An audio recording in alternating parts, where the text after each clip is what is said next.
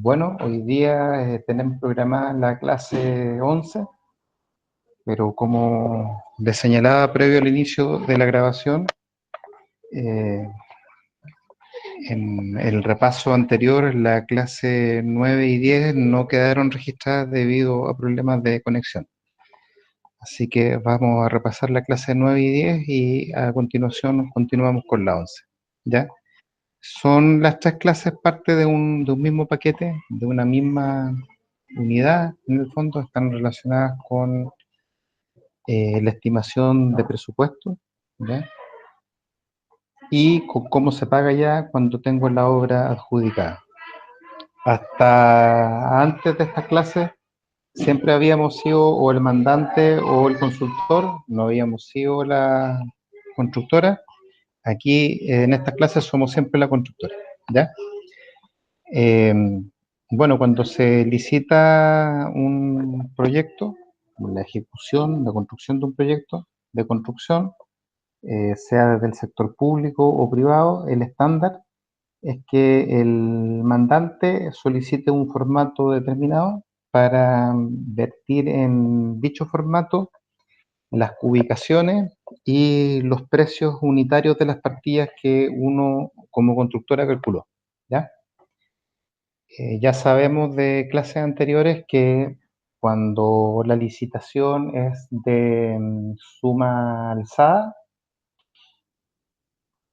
con independencia del alcance del servicio, pero cuando la forma de pago va a ser suma alzada, el mandante solo entrega planos y tanto las ubicaciones como obviamente la colocación de precios dependen de la constructora.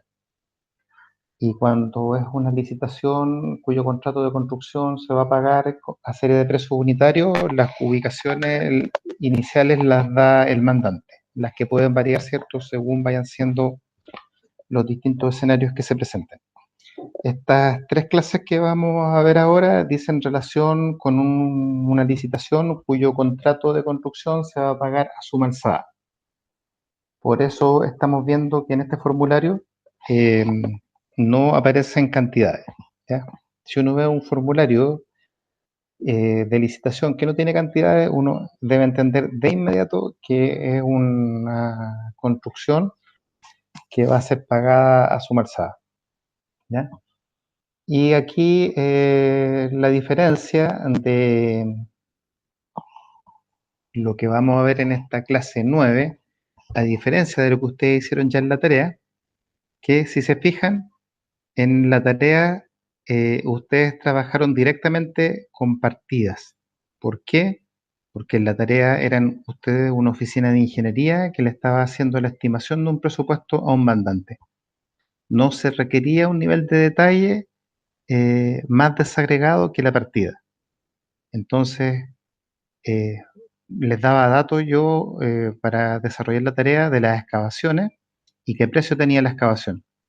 Sin embargo, una excavación, ¿cierto?, se compone de la máquina que excava, del petróleo que ocupa la máquina que excava, de los eh, jornaleros que asisten de, de excavación, el arriendo de alguna grúa que sirva para ir removiendo el escombro con algún capacho determinado y además el retiro excavación a botadero.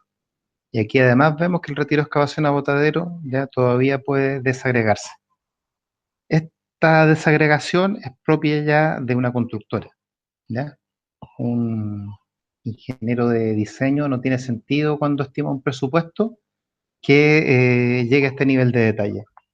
Lo que sí tiene que procurar un ingeniero de diseño cuando hace el presupuesto, insisto, como el que hicieron en la tarea 2, es darse cuenta que los precios que tomen como referencia de las partidas sean precios de obras relativamente similares. Obras a nivel del mar, en la ciudad, tienen precios distintos a obras que pueden estar en la alta montaña, en la cordillera, u obras del norte o del sur, son distintas, ¿ya? Entonces uno tiene que tomar los precios que corresponden, y en algún caso, aún tomando precios que corresponden, uno tiene que establecer cierto, eh, si se requiere de algún análisis un poco más detallado por la particularidad de la obra. El otro día conversábamos que si yo como ingeniero de diseño estoy proyectando una obra en un lugar donde nunca se ha construido y en un lugar cierto donde los pueblos cercanos están relativamente alejados, tengo que probablemente modificar precios referenciales, porque voy a lograr encontrar precios referenciales de obras relativamente similares, pero en algún momento probablemente voy a tener que asumir que voy a tener que gastar más costo en transporte de los trabajadores al lugar de la obra, o voy a tener que, si estoy muy lejos de cualquier pueblo donde la gente pueda dormir, tendré que construir un campamento. Y eso ya, cierto, desde la perspectiva de un ingeniero de diseño, obliga ya a no simplemente tomar precios referenciales. Me obliga, cierto, a hacer un análisis un poco más detallado para dar cuenta de una particularidad de una obra. Y esos precios de referencia, cierto, con los que ustedes hicieron la tarea, pueden ser dados por el mismo mandante de proyectos anteriores de él, o pueden ser tomados por la propia oficina de diseño, cierto, a partir de proyectos similares que haya diseñado. Y todo eso, como les digo, tiene que ver con la clase 8 y tiene que ver con lo que ustedes hicieron en la tarea 2. Pero aquí ahora somos la constructora, ¿ya? Y cuando somos constructora no nos basta con hacer el análisis desde la partida. Tenemos que ir al insumo o al recurso, ¿ya? Entonces, son planillas que tienen básicamente la misma lógica de la que ustedes ya trabajaron, pero aquí, insisto, voy al nivel del insumo, del recurso, de aquello que concurre a conformar la partida, ¿ya? Eh, Ahora lo más relevante de esta clase, que va a ser visto en mayor detalle en la clase auxiliar de mañana, que va a ser Beatriz, es que en determinadas circunstancias el mandante pide que se le llene un formulario que puede ser distinto a cómo lo trabaja uno como constructora. Entonces, hay que tener cuidado nomás que sin perjuicio de los análisis propios que uno haga como constructora, a la hora de completar el formulario se haga según lo solicita el mandante. Entonces, por ejemplo, aquí el mandante pide emplantillado según metro cuadrado y además pide hormigón de fundaciones y radieres eh, como parte de una sola partida. Pero nosotros como constructora, por ejemplo, el emplantillado lo calculamos en metro cúbico y no en metro cuadrado. Entonces, esto es tan simple como que yo hago mi análisis según metros cúbicos, ¿ya?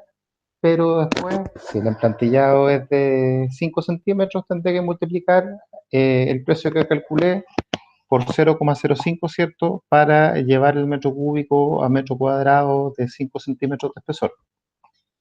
Y en el caso de hormigón de fundaciones y radieres, si yo estoy acostumbrado a calcularlo, ¿cierto?, desagregado, pero el mandante me los pide juntos, tengo que simplemente hacer una ponderación de las cantidades que yo estimé para la obra para hacerlas concurrir a un precio único. No, no hay más ciencia que esto. ¿Alguna consulta hasta aquí?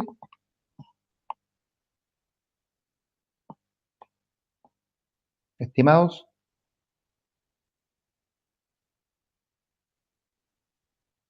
¿alguna consulta? Ya.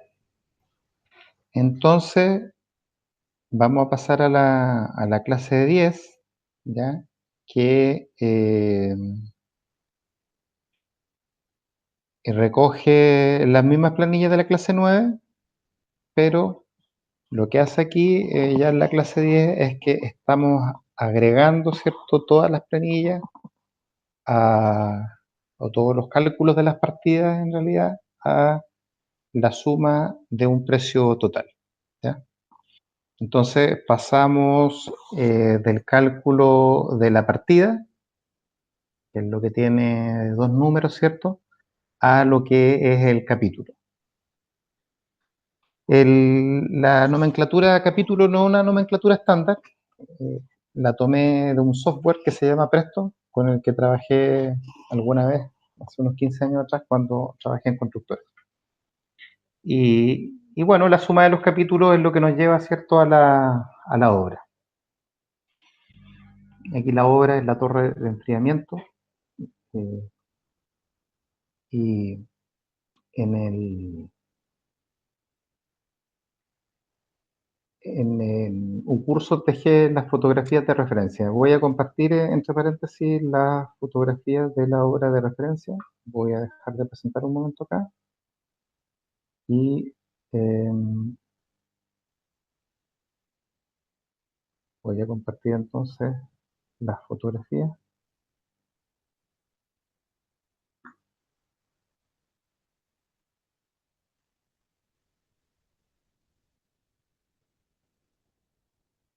Un momento.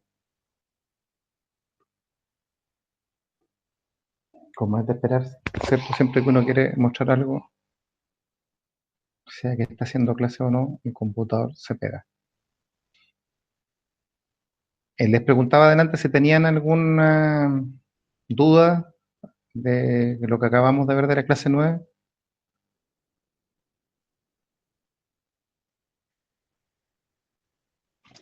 No, profe, creo que eso todo se entiende. Ya, muchas gracias. Y creo que lo deben entender mucho mejor ahora que ya hicieron la clase 8. O sea, disculpen, que hicieron la tarea 2 asociada a la clase 8. Sí, Gracias. ¿Están viendo la fotografía o están viendo el explorador? Explorador. Ya. Entonces,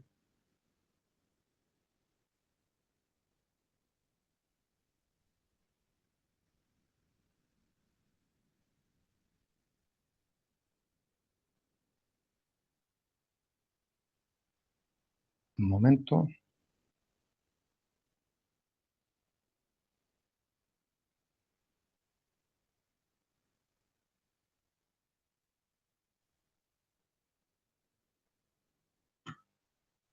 Voy a compartir el... No tengo nada privado, así que voy a compartir nomás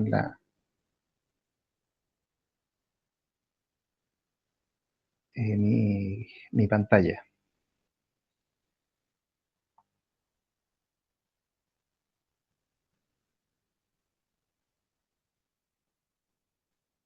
Ya, ¿están viendo una fotografía en pantalla completa?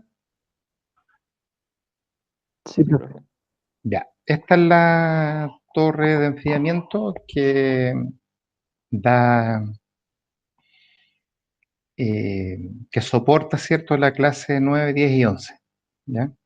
La clase 8 está soportada por un galpón. ¿Ya? Así que ojo al llenar la encuesta docente cuando dicen que yo hablo solo de metro. Hablo de más obras también. ¿Ya? Eh, y cuando hablo de metro no es por dar una experiencia personal, sino que hablo de metro porque es un proyecto urbano, ¿cierto?, que lo conocemos todos. ¿Ya? Eh, pero bueno, aquí lo que estamos viendo es una... Esta es la obra terminada, ¿ya? Y lo que estamos viendo acá es la excavación con un relleno de mejoramiento, ¿ya? Como pueden ver, este no es un terreno, este sello que vemos aquí no es de un terreno excavado, es de un terreno rellenado. Y lo que vemos aquí también es un sistema de agotamiento. Esto es Petrox, que es en Biobío, y aquí se debe estar a medio metro, 1 metro sobre el nivel del mar. La desembocadura del Biobío con el mar está a unos 500 metros de acá. Y la torre de enfriamiento se utiliza para enfriar las aguas que resultan del proceso industrial. No son aguas contaminadas, pero sin embargo no pueden vertirse al mar ni al río en la temperatura con la que salen del proceso, porque la temperatura, ¿cierto?, podría afectar al hábitat que existe en ese entorno. Entonces el agua se enfría. Ahora, una vez que uno enfría el agua, la ocupa para el mismo proceso, ¿ya? Pero en fin, es obligatorio tener que enfriar las aguas antes de descartarlas. Aquí en Santiago hay una torre de enfriamiento en General Velázquez con Costanera, de una central termoeléctrica, ¿ya? Y ojo que lo que vemos que sale por esa torre de enfriamiento es vapor, no vayamos a creer que es humo, ¿ya? No podemos cometer ese error los ingenieros, de no saber distinguir vapor de humo. Lo que sí no podemos distinguir es si el vapor está contaminado o no, pero bueno, el vapor de una torre de enfriamiento no. Lo que vemos aquí son los famosos emplantillados sobre los cuales se construye la fundación.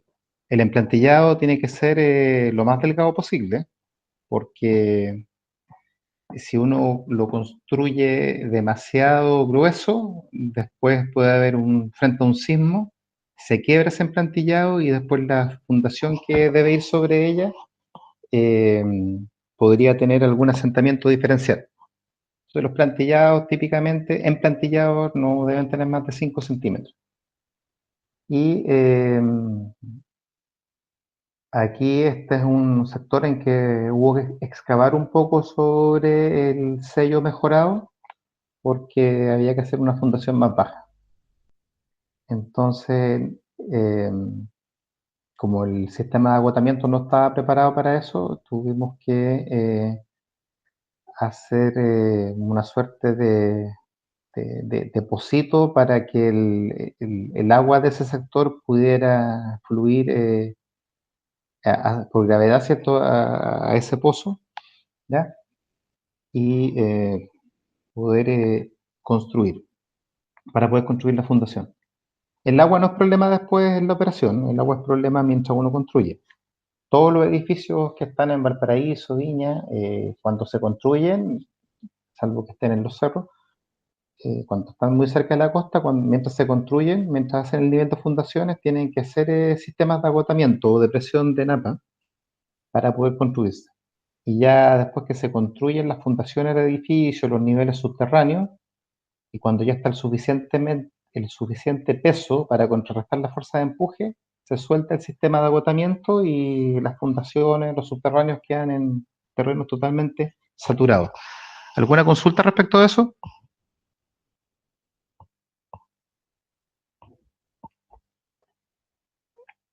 Estoy tratando aquí de ahondar en algunos aspectos técnicos.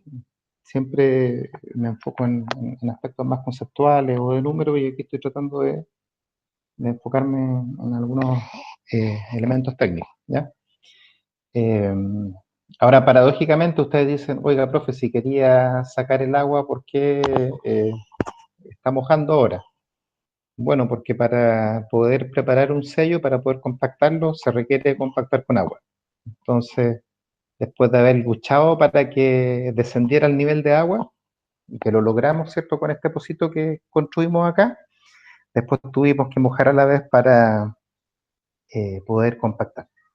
Pero esa agua que estamos eh, aplicando acá para poder compactar un caudal, un aporte de agua mínimo respecto del que había cuando teníamos la napa encima. No son comparables, ¿ya? Y bueno, ahí después se coloca el moldaje, la armadura y ya se hormigona la fundación, ¿ya? Y lo que estamos viendo aquí es lo que se llama costo directo, salvo este casco blanco. Este casco blanco es parte se llama supervisor, es parte del costo indirecto. Pero tanto los trabajadores como el hormigón, los moldajes, es lo que se llama costo directo, es lo que concurre directamente a la, a la ejecución de una unidad de obra en términos físicos. Bueno, y después aquí la obra, ¿cierto?, sigue avanzando, se va construyendo eh, la torre a lo largo del tiempo. Y siempre vemos una bomba que va ejecutando la obra. Esta es una bomba de hormigón, ¿cierto? Que lleva el hormigón a distinta altura. En este caso, era un consorcio con otra empresa y por mi empresa yo representaba a mi empresa, entonces yo dentro de la obra era la oficina técnica, jefe de oficina técnica, pero dentro del consorcio, ¿cierto? Para mi empresa yo era el administrador de la obra, entonces tenía que preocuparme de aspectos técnicos y de aspectos económicos. La pasé muy bien en esta obra, fue el año 2004, y la verdad es que cuando uno está en construcción deja la vida ahí, entonces en esta obra empecé a disfrutarla cuando supe que no quería volver a estar en obra por la constructora. Entonces ahora he estado muchas veces en obra, pero ya como ingeniero de campo, por por la ingeniería de diseño, y en los últimos años he estado en harto en obra, pero por metro, por el mandante. Estar en obra por la constructora es una experiencia muy bonita, fascinante, pero se deja la vida ahí. La recomiendo de todas formas cuando uno empieza. Es bonito ir viendo cómo se construye. Es distinto, la verdad, hacer un plano, una memoria de cálculo, a ir viendo cómo se ejecuta una obra. Eh, bueno, hasta que se termina, ¿cierto? Está la torre de enfriamiento lista. Y volvemos al presupuesto.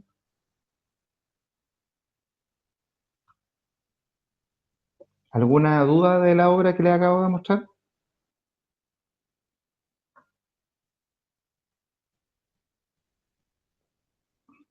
¿Los hidráulicos han visto el concepto de torre de enfriamiento en alguno de los cursos?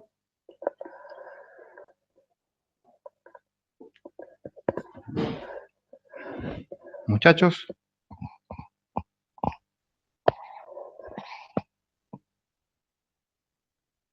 ya, vamos a seguir. Necesito que me respondan ahora. Están viendo la clase 10, ¿cierto?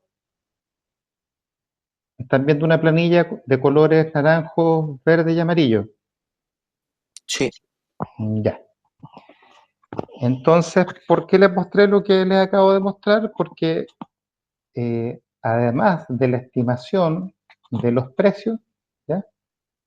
Está lo que se llama el análisis de recursos, en que yo clasifico cada uno de los insumos en si es mano de obra, si es materiales, o si es maquinaria o equipo de herramientas, o en algunas ocasiones subcontrato, como lo es típicamente la depresión de napas freáticas. Esto es un concepto que ustedes igual ya aprendieron, que lo alcancé a explicar previamente al paro, y que les permitía, cierto, contestar la pregunta 2 de la tarea. ¿Alguien tiene alguna duda respecto de la utilidad del análisis de recursos?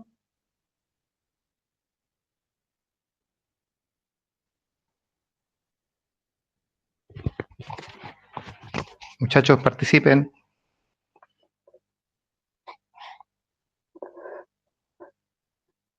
Yo, profe, tengo una duda. Dígame. De que si el análisis de recursos me causó la duda haciendo la pregunta 2 de la tarea, de que se calcula como solamente como en esos momentos que se requiere, o también se calcula, hay como alguna especie de ítem para cuando no se está usando, o Ya, luego eso se corrige. sí, buena pregunta. Esto es por el total de la obra, no es por un periodo determinado. Estuve viendo algunas tareas y asumían que lo que aparecía aquí era el resultado de un solo mes. Y no, esto que aparecía acá era el resultado de toda la obra. Entonces, esas 140 y tantas horas de la tarea 2 eran las horas de toda la obra. ¿Ya? ¿Responde eso tu consulta? Sí, o sea, cuando hasta hicimos el análisis de decir que son 200 horas por mes y son 2 meses, eso es como el costo real finalmente que iba a tener, y acá solamente calculamos como cuánto lo íbamos a necesitar. Claro, Ya. aquí es que, sí, mira, ahondemos en eso. Ujú. Cuando alguien estudia una obra, ¿ya? Típicamente las personas que estudian una obra, que le ponen un precio a una obra, ¿ya? Son personas que no son del área de construcción de la empresa. Y son personas muy acuciosas que toman mucha estadística y logran entender algunas diferencias y saben poner precio a una obra.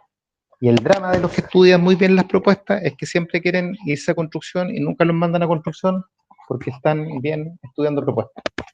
Y las personas de construcción, disculpen, que estudian propuestas siempre cuando ya pasan a construcción finalmente es porque se van de la empresa donde están y se van a construir a otra. Pero, por ejemplo, aquí en el caso de la grúa, cuando ponen que la grúa para el caso de los moldajes va a tener un requerimiento de 0,02 horas por metro cuadrado, eso está extraído de bases de datos de obras anteriores. Y de esa forma se llega a que se van a requerir 148 horas de grúa. Pero después, las personas que han estado siempre en construcción tienen que revisar el presupuesto. Y las personas que han estado siempre en construcción visualizan la obra y se dan cuenta que la grúa va a tener que estar 2 meses enteros. Entonces, si la grúa va a tener que estar 2 meses enteros, ¿ya? Hay que corregir el requerimiento. Y uno lo puede corregir agregándole un precio más alto o lo puede corregir pidiéndole a quien estudia la propuesta que aquí coloque requerimientos más bajos, ¿cierto? Disculpen, requerimientos más altos, es decir, rendimientos menores. ¿Por qué? Porque voy a tener la grúa más tiempo en la obra. Entonces, lo fundamental de esta clase es comprender que yo no termino mi trabajo cuando construyo el precio. Yo termino mi trabajo cuando hago el análisis de recursos. Cuando me imagino la obra y me doy cuenta que por programación, por interferencias, por la razón que sea, voy a requerir de un insumo más que lo que me está dando el mero estudio de la propuesta. ¿Estamos claros con eso?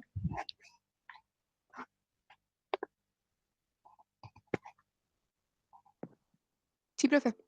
Ya, gracias. Entonces, lo que nos tiene que distinguir a nosotros como ingenieros, si algún día estamos estudiando la propuesta, es que siempre tenemos que, al terminar cada día, tenemos que ir a ver cómo va el análisis de recursos. Los software obviamente entregan esto en un par de clics, no hay que hacer los filtros que uno va haciendo acá, ¿ya? Y también las empresas tienen que tener un estándar frente a esto, o alteran el requerimiento o alteran el precio. Yo creo que lo ideal es nunca alterar el precio, porque el precio es algo cierto que yo voy a pagar. Yo creo que hay que alterar el requerimiento, ¿ya? Y bueno, ya sabemos, ¿cierto?, que todo lo que está en esta planilla es lo que se llama el costo directo, que aquí el análisis de recursos es con arreglo al costo directo. Pero aquí todavía no está puesto los sueldos ni de los supervisores. Los supervisores tienen varias cuadrillas y cada cuadrilla es encabezada por un capataz. Y los capataces tienen varios maestros, ayudantes y jornaleros, ¿ya? Hasta el capataz es costo directo. Ya el supervisor es costo indirecto y el jefe del supervisor son los jefes de terreno. Los jefes de terreno típicamente son profesionales, ingenieros civiles, constructores civiles, ¿ya?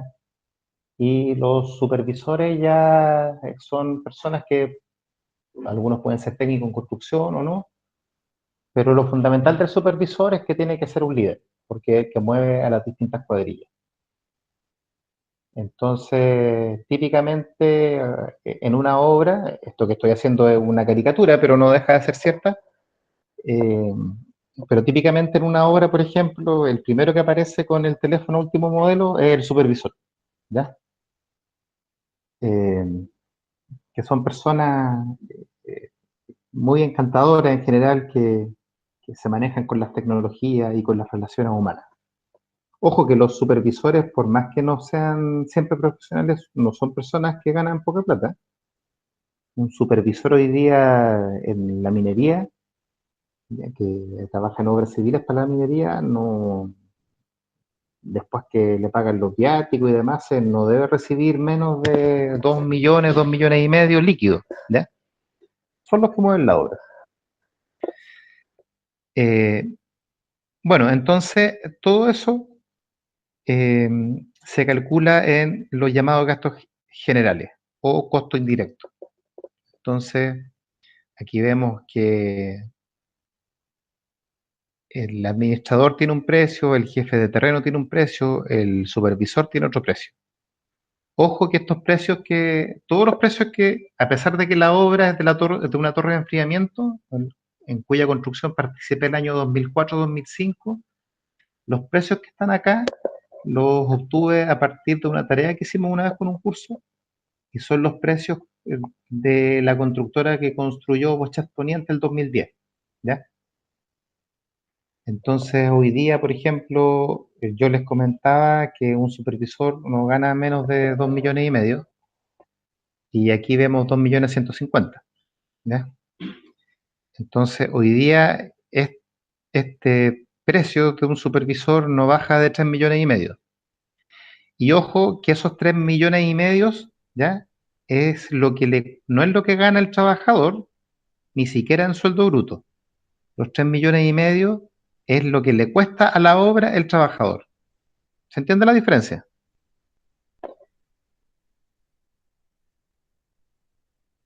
Y una obra y el costo para una empresa de un trabajador no es necesariamente el sueldo bruto del trabajador, porque hay una serie por ejemplo, parte del seguro cesantía es cancelado por la empresa y no aparece en la liquidación de sueldo del trabajador. Que el trabajador tenga ropa para la obra, que el trabajador tenga determinados implementos de seguridad, que el trabajador reciba determinados bonos o determinados premios, todo eso excede lo que sería la remuneración bruta, ¿ya? Entonces, si yo les decía hoy día que un supervisor gana líquido 2,5 millones, 2,5 millones, pensemos en 2 millones, este valor aquí, como costo empresa, tendría que ser del orden de los 3,5, ¿ya? Donde de esos 3,5, unos 300,000 van a ser de costos de la empresa que no aparecen en la liquidación de sueldo, ¿ya? Y los otros 3 millones, 2 o 3 millones es lo que va a ser el sueldo bruto propiamente tal. ¿Alguna consulta respecto a esto? ¿Entienden el concepto entre sueldo líquido, sueldo bruto y costo empresa de un trabajador? Sí, profe. Ya, muchas gracias. Bueno, y aquí están todos los otros elementos que se calculan como parte del gasto general. Entonces, en definitiva, el gasto general o el costo indirecto es aquello que no está vinculado con las unidades físicas de obra. Lo que podemos decir, sí, que el gasto general es función del tiempo. ¿Por qué? Porque en una obra, el personal directo, vale decir los trabajadores que construyen las fundaciones, después los que construyen los muros, las losas, en general son especialistas y hay algunos que solo construyen fundaciones, otros que solo construyen muros, otros que solo construyen losas. Entonces, pasa bastante en algunas obras que después que se terminan todas las fundaciones, despiden a todos los trabajadores. Y esos trabajadores se irán a otra obra, quedarán cesantes. Bueno, eso es motivo de otra discusión. Y otros llegan a construir los muros, ¿ya?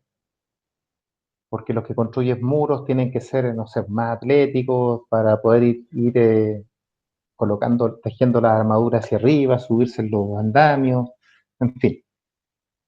Entonces, el personal directo está asociado a la unidad física.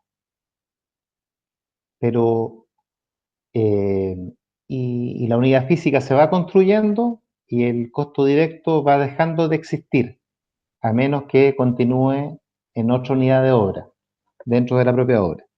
Pero el personal indirecto, el del gasto general, siempre está de principio a fin. De principio a fin tiene que haber un administrador, de principio a fin tiene que haber un jefe de terreno, un supervisor, un jefe de oficina técnica, uno de calidad, un experto en seguridad. Entonces se dice que el personal indirecto está asociado al tiempo. ¿Está claro ese concepto, muchachos? Sí, profe. Una consulta respecto, por ejemplo, a los finiquitos. ¿Ya? Cuando termina la obra, me imagino que se tienen que, no sé, pues sacar los containers, tienen que hacer todo eso. O sea, hay un precio de salida de la obra, pero aparte hay un costo por finiquito del recurso humano, ¿o no? Sí, sí, sí. ¿Y Y esto va esto, dentro también de los gastos generales? en el caso del personal directo, está asociado al costo directo. Entonces, por ejemplo, aquí nosotros vemos que el jornal obra gruesa cuesta 14.000 pesos día, ¿ya? Ujú. Ese es costo empresa. Entonces, en esos 14.000 pesos por día, eh, hoy día, insisto, hoy día estos precios son mucho más altos.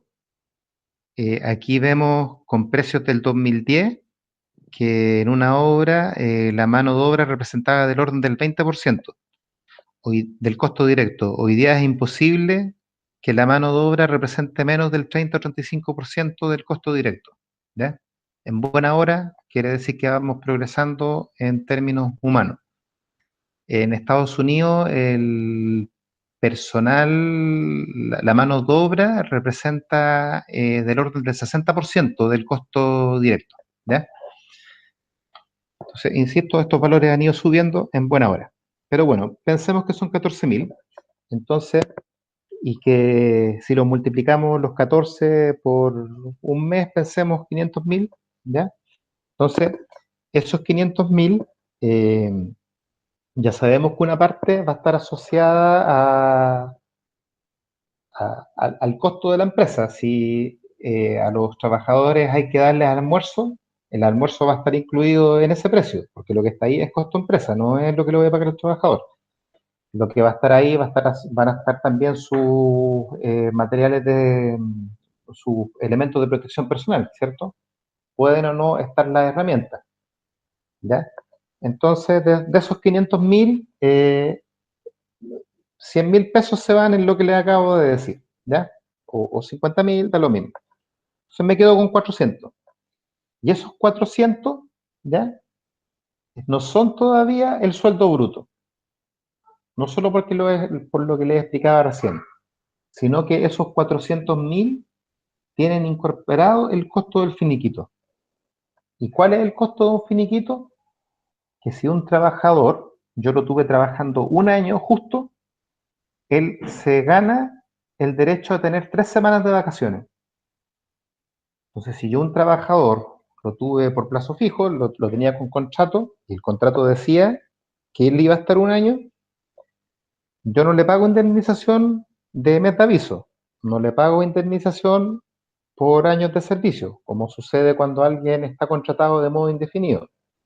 Pero siempre tengo que cancelar las vacaciones proporcionales que todavía no se ha tomado. Entonces, el día del finiquito, ¿ya? Imagínense que trabajó del 1 de enero al 31 de diciembre y nunca ha tomado vacaciones.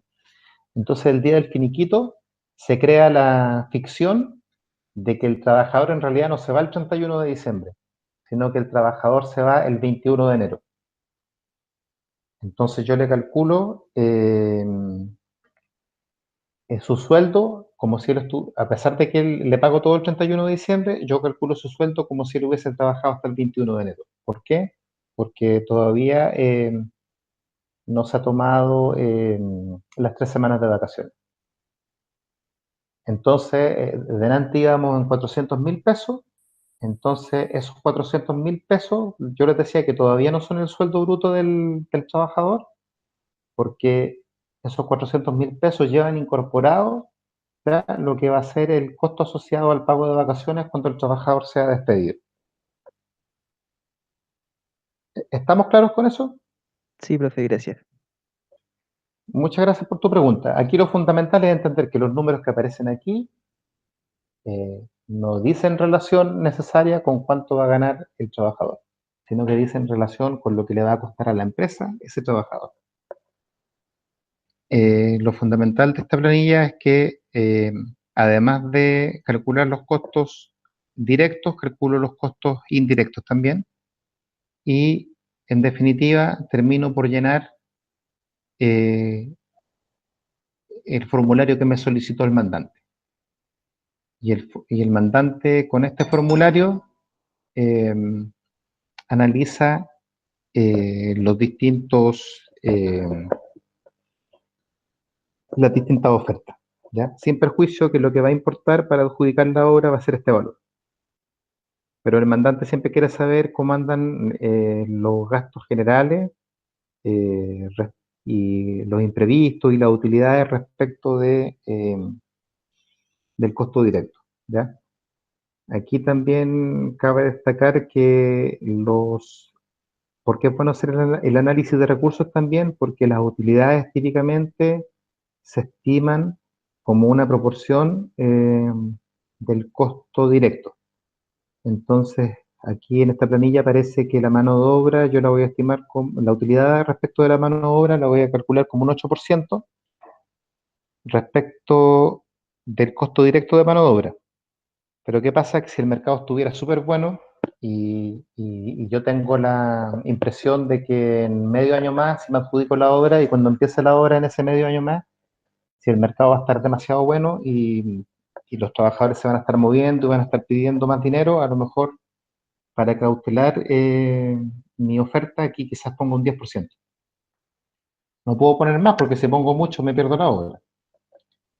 Y por lo mismo el concepto de imprevisto es un concepto que se ha ido perdiendo, porque en cierta forma el imprevisto está cautelado en la aspiración que yo tengo de mi utilidad. Y para finalizar esta clase, lo relevante es que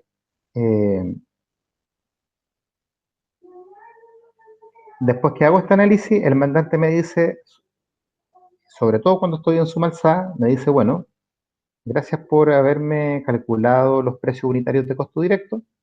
Aquí dice, gracias por estimarme los gastos generales, los imprevistos y la utilidad, pero para efectos de pago, yo quiero que todo lo que está acá, usted me lo prorratee en los precios unitarios.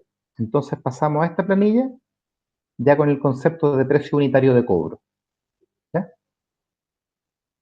Si se fijan aquí, yo salto de 10.820.000 a 15.763.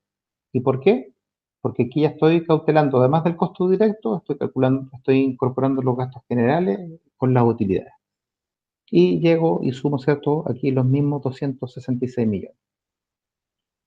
Entonces, con eso terminamos la clase 10 y nos pasamos a la clase 11, que tiene que ver con los estados de pago y donde seguimos con la misma obra. Lo más relevante de esta clase es algo que ya habíamos conversado en una de las clases anteriores, que cuando yo estoy en suma alzada, quien ubicó la obra fue el constructor, no fue el mandante. Entonces, si yo ubiqué 100 cubos y me gano la obra, pero al inicio de la obra, aún antes de haber empezado a construir, cuando yo constructor, que puse que tenía 100 cubos de algo, de una determinada partida de hormigón, ¿ya? Yo me siento al inicio de la obra con la inspección técnica. La inspección técnica me va a decir, ¿sabes qué? No son 100 cubos, son 200. Los planos indican clarito que son 200. Los planos lo indican porque yo sumo y cubico lo que está en los planos, no porque necesariamente en el plano haya un cajetín que diga 200 cubos, sino que la ITO dice son 200 y le demuestra al tipo de la constructora que se equivocó. Ahora, asimismo, se pudo haber equivocado a la inversa. Pudo haber puesto que eran 400 y van a ser 200.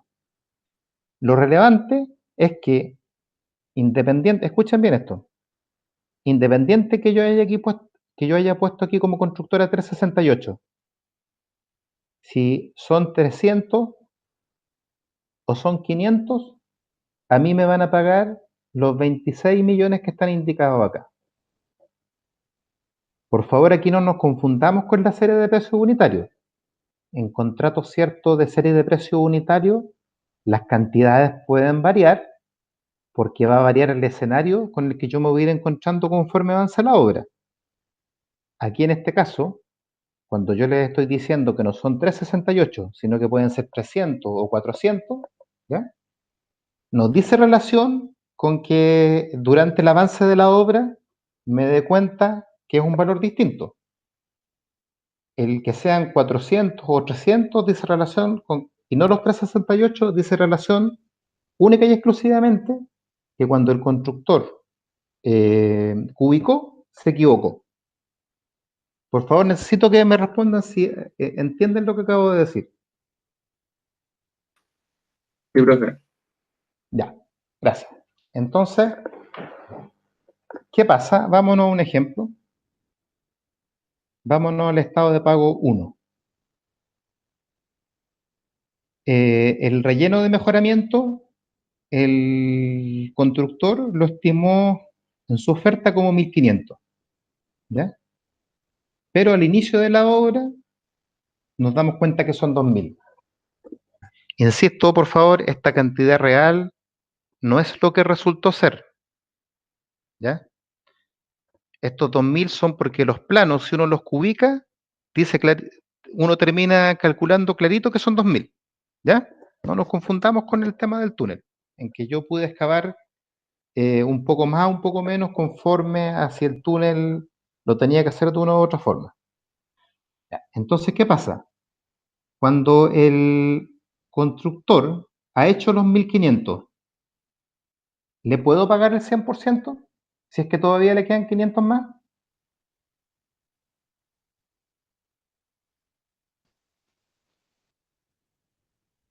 Hay que pagar los porcentajes. Yo tengo que calcular el porcentaje, ¿cierto? Entonces, por más que él haya avanzado 1.500 en el primer periodo, esos 1.500 no son suficientes para que él termine, porque son 2.000. Entonces, estos 1.500 yo los divido por los 2.000 y resulta que son 75%. Entonces, en el estado, el constructor en el estado de pago, que está aquí, ¿cierto? Me va a poner que él ha avanzado 1.125 metros cúbicos. ¿Estamos de acuerdo con esto?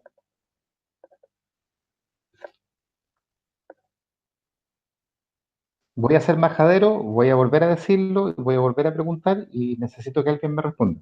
¿Ya?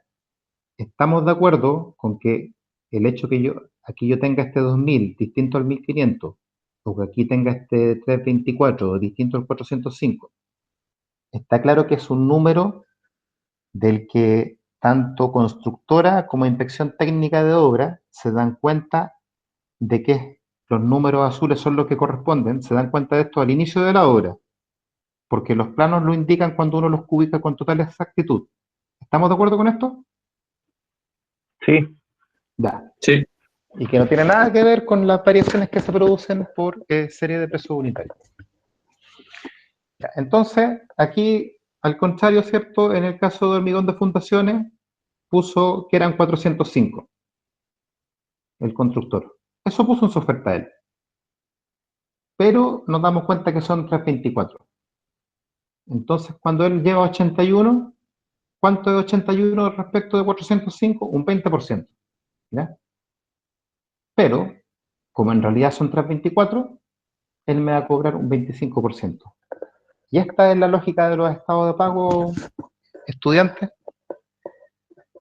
Y no hay más ciencia que esto en un estado de pago. Sobre todo en un estado de pago de suma alzada. Los estados de pago de serie de precios unitarios son un poco más complejos. No existe un estándar al respecto. ¿Y por qué son un poco más complejos? Porque en los estados de pago de serie de precios unitarios, ¿ya? Cuando se licita la obra, ya sabemos que el mandante da una cantidad, una distribución de escenarios determinada, pero da un único plazo. Entonces sucede en serie de precios unitarios que yo pudiera tener una solución, un escenario desfavorable respecto del inicialmente estimado. Y por más que esté contemplado a través de los precios unitarios, el que me paguen más porque yo tengo que hacer soluciones más complejas, ¿ya? Está bien cautelado a nivel de costo directo, pero no está bien cautelado a nivel de gasto general. Entonces, si yo tengo que hacer una solución más compleja y me implica demorarme más, yo como constructor tengo que reclamarle al mandante que me debe pagar gastos generales por el tiempo extra que me demoré en virtud de la solución más compleja que tuve que hacer. El mandante típicamente reconoce ese mayor gasto general, porque como se demoraron más, tuvieron que quedarse los trabajadores indirectos más tiempo, tuvieron que tener la instalación de faena más tiempo. Pero eso hace cierto que, que la forma en cómo se prorratean los gastos generales a los precios unitarios de costo directo en serie de precios unitarios sea distinto a suma alzada. ¿Comprenden esta diferencia que les expuse?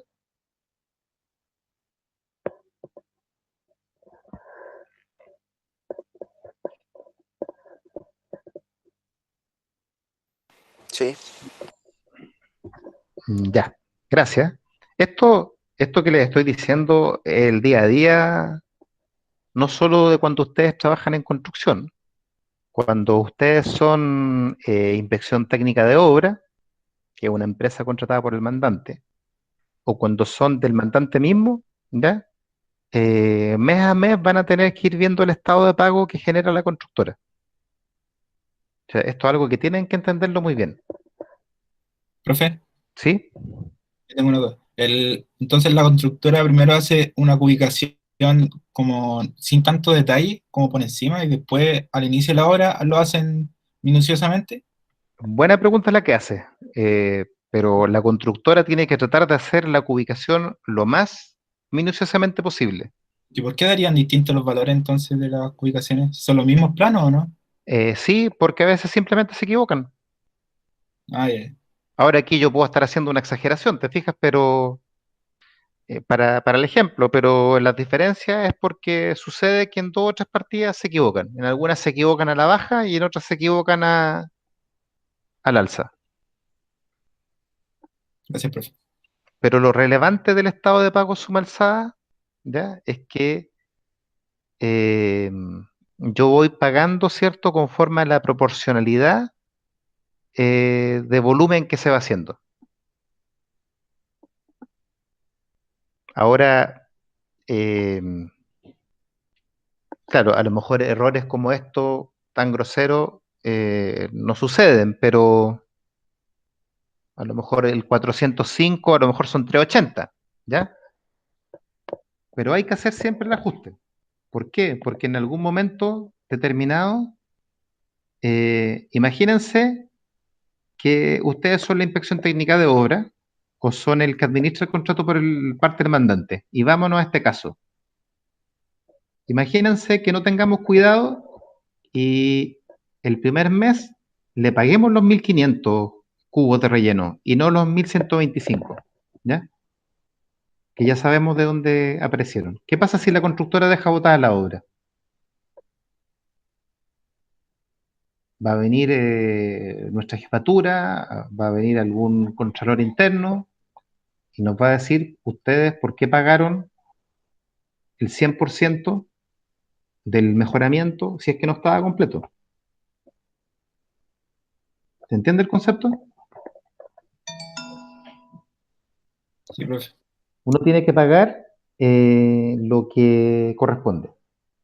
Ahora, uno de los vicios que se presentan a veces en los contratos de suma alzada, ¿ya? Bueno, y pueden producirse también en serie de precio unitario, pero quedémonos en suma alzada. Ya sabemos que en la suma alzada, ¿qué es lo que importa? El valor total de la obra. Yo adjudiqué por el total de la obra. Pero en suma alzada yo igual pedí que me dieran precios por partida. ¿Por qué? Porque yo quiero ir pagando mes a mes. ¿Y cómo voy a saber lo que pago mes a mes? Por el avance físico que haya. Y ese avance físico lo voy a multiplicar por el valor de las partidas. ¿Ya? Entonces, puede pasar a veces que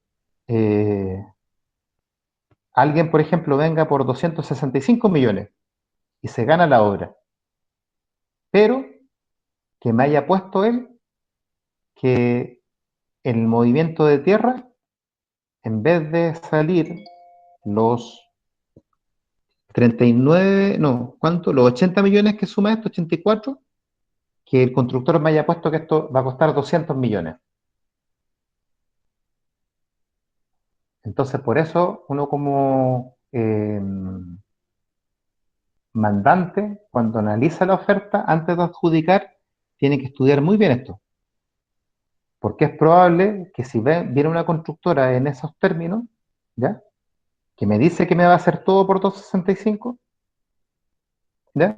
Pero aquí me está cobrando 200, a lo mejor genuinamente quiere hacer toda la obra, pero quiere jugar financieramente conmigo. En vez de ir a pedir plata a un banco porque necesita liquidez, lo que está haciendo es tomarse de una obra para, a través del sobreprecio, no del global de la obra, pero sí de partidas determinadas, poder tener un flujo de dinero de modo adelantado. Entonces, eso es lo importante de ver esta clase, ¿ya? Si alguien vio la clase 4 nomás, o la 5, y dijo, y escuchó que suma alzada era, que lo importante era, disculpen, si algo escuchó que lo importante era tener el precio más bajo, ¿ya? Pero no vio que había que fijarse en esto, se puede llevar un chaparrón, ¿ya? Uno tiene que fijarse también en los distintos análisis que hace cada constructora y que vuelca en la oferta que me entrega. Y uno además, cierto, en la licitación, sobre todo si es del sector público, tiene que haber dejado establecido en las bases de licitación que si veía una distribución económica inusual de las partidas, puede quedar descalificado. ¿Se entiende el concepto?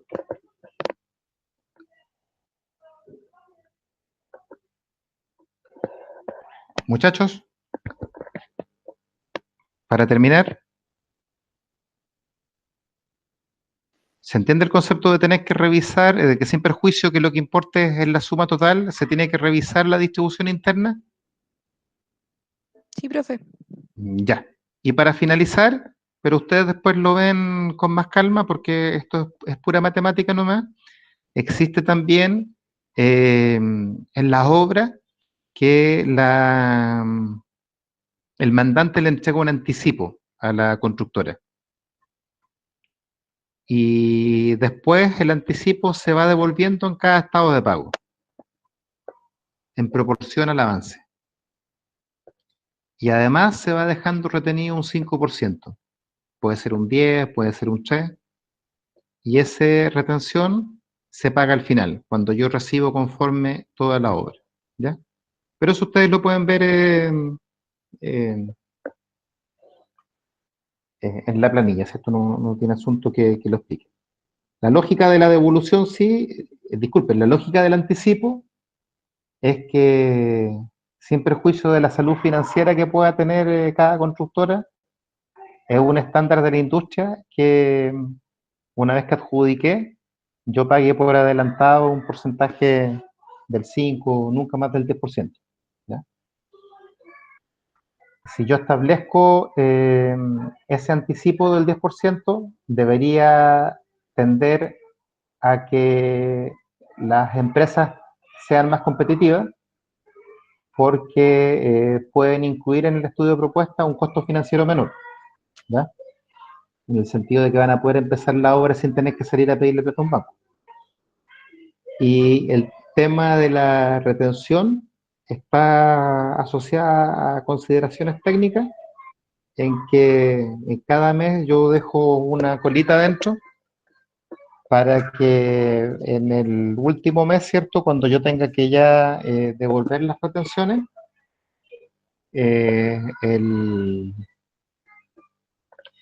yo tenga la posibilidad, ¿cierto?, de hacer una revisión técnica general de la obra nuevamente y asegurarme que está bien construida y que no queda nada pendiente. Y si quedara algo pendiente, como yo le tengo hecha una retención al contratista, le pido que termine bien aquello que está todo bien completo.